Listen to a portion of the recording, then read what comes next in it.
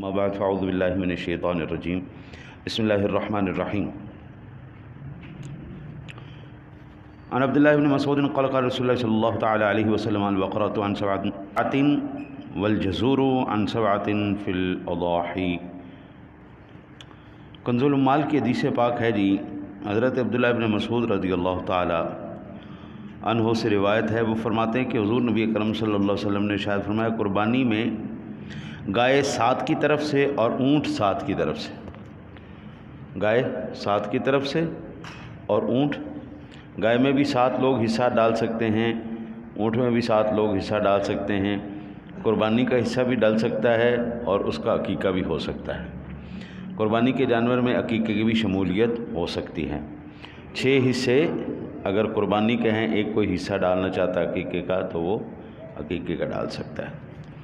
عن البراء بن عازب قال قام فينا رسول الله صلى الله عليه وسلم وأصابعي أقصر من أصابعه وأناملي أقصر من أنامله فقال 4 لا تجوز في الأضاحي العوراء بين عورها والمريضة بين مرضها والعرجاء بين زلعها والكبيرة التي لا تنقي قال قلت فإني أكره أن يكون في السن نقص فقال ما كرهته فدعه ولا تحرمه على أحد۔ امام ابو داؤد نے حضرت براء بن عازب رضی اللہ تعالیٰ عنہ سے روایت نقل کی ہے، کہتے ہیں کہ حضور نبی اکرم صلی اللہ علیہ وسلم نے فرمایا 4 قسم کے جانوروں کے لیے قربانی جائز نہیں۔ کانا جس کا کانا پن ظاہر ہو، بیمار جس کی بیماری ظاہر ہو، لنگڑا جس کا لنگ ظاہر ہو، ایسا لاغر جس کی ہڈیوں میں مغز نہ ہو، یہ 4 قسم کے جانوروں کی قربانی جائز نہیں ہے۔ حضور نبی اکرم صلی اللہ علیہ وسلم نے اس کو منع فرمایا۔ چند چیزیں وہ خود بندہ نہیں کر سکتا، ماہر آدمی ہی کر سکتا ہے۔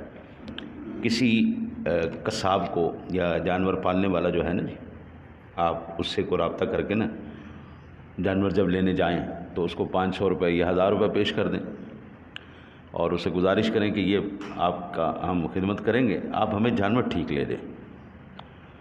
اب مجھے آپ سے کہنا جی آپ جانور ہمیں خریدیں، میری تو ہے ہی نہیں، فیلڈ ہی نہیں۔ میں آپ کو بتا سکتا ہوں کہ حدیث پاک میں یا قرآن پاک میں اس کی کیا نشانیاں ہیں، لیکن ایک قصاب اچھی طرح جانتا ہے کہ اس جانور کے اندر کیا چیزیں ہوتی ہیں، کون سی، یا جنہوں نے مویشی پال رکھے ہیں وہ جانتے ہیں کہ جانوروں کے اندر کون سی بیماری ہوتی ہے۔ آپ نے پیسے تو خرچ کرنے ہی کرنے، اور پیسے ایسے تو نہیں آ جاتے نا، خوب محنت کرنی پڑتی۔ اور میرا حسن ظن ہے الحمدللہ ثم الحمدللہ، میرے یہاں کے علاقے کے سارے لوگ رزق حلال کما رہے ہیں، تو رزق حلال کا 1 روپیہ بھی اگر ضائع ہو جائے تو بڑی تکلیف ہوتی ہے۔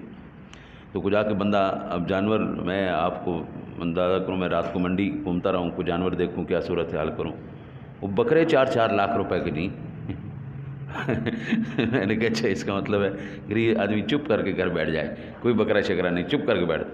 وہ 4-4 لاکھ روپے کے بکرے، سٹارٹنگ ہی 2 لاکھ سے روپے۔ میں کہ ٹھیک ہے بالکل ٹھیک۔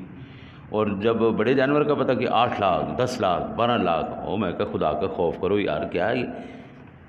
وہ ایک جانور آیا، خوب تگڑا جانور تھا، اس کی قیمت پتہ کی 70 لاکھ روپیہ۔ یہ جو ہائٹ کریٹ کر دیتے ہیں نا جی، اپنی طرف سے مصنوعی قیمت بڑھاتے ہیں۔ اللہ تعالیٰ ہر ایک کے اوپر رحم رکھے، کرم رکھے، عافیت رکھے۔